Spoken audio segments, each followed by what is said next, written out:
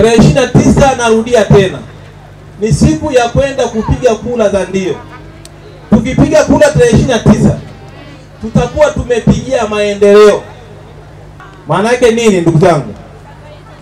Watu wa Rwenge, tumekuja mbele yenu hapa kuja kutatua matatizo watu wa Rwenge. Mkitupa nafasi ya kuwatumikia katika kipindi cha miaka 5, tumejipanga katika sekta zote kuhakikisha watu wa Rwenge mnapata nini? Maendeleo. Maendeleo ndugu zangu hayachagui lika wala umri. Sisi tumejipanga kuwaletea maendeleo ili wananchi wa Rwenge mkafaidike na serikali yenu ya awamu ya ngapi? Ya 6. Sasa tumejipanga katika sekta zote. Ukienda kwa vijana, tumejipanga kuwasaidia vijana kupata ajira, lakini kuwatengenezea ufundi ili mwisho wa siku vijana wakapate ajira ambazo zitawasaidia kujikwamua kinini? Kiuchumi. Na nataka niwaambie vijana wenzangu wa Rwenge hapa, kwenye serikali ya awamu ya 6, kwenye ilani yetu ya uchaguzi ya mwaka 2025, zamani kijana akienda kutafuta kazi alikuwa anaulizwa kuhusu uzoefu.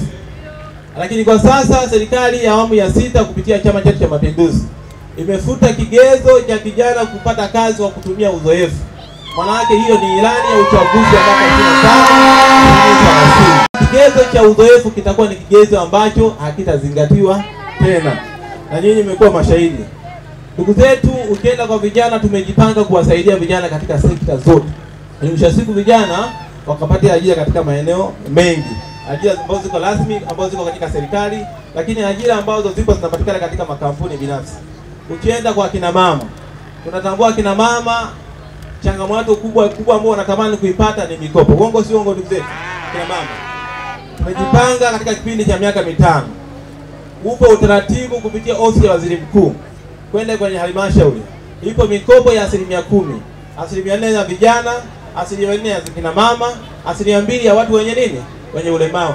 Kazi yetu ni kwenda kuwasemea kina mama ili waweze kupata mikopo, ili msimu waweze kusaidia katika kuendesha biashara ndogo ndogo, ambazo mikopo hii ni mikopo ambayo inatolewa ambayo haina nini?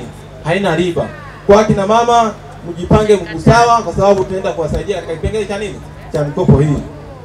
Ukienda kwa wazee wetu, nimeshasema maeneo mengi, wazee ndio heshima ya Kalangalala. Tunatamani katika kipengele cha wazee wetu tukawasaidia sana. Yapo mambo tunataka tuwasaidie wazee katika kipengele cha afya, utoaji wa afya nzuri kwa ajili ya wazee wetu, lakini utoaji wa pension kwa ajili ya wazee wetu hawa.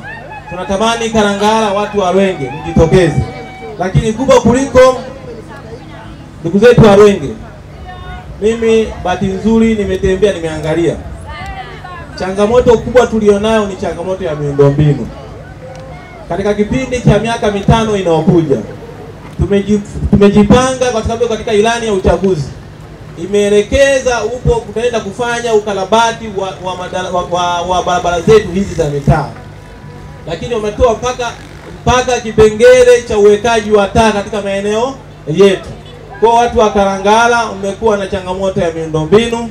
Sasa katika serikali yetu ya awamu ya 6, kama mtatupa kura za kutosha, tutaenda kutatua changamoto na miundombinu hii. Naombeni mnipigie makofi watu wa Rwenge.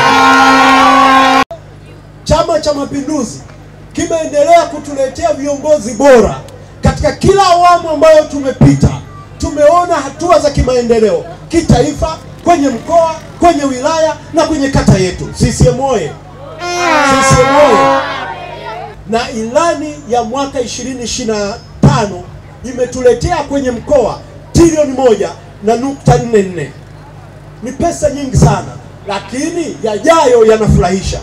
Tunaamini ilani hii ambayo tunakwenda kuitekeleza sasa inakwenda kuleta neema kubwa kwenye kata yetu ya Kalangalala, kwenye wilaya yetu ya Geita na mkoa wetu wa Geita. CCM oye!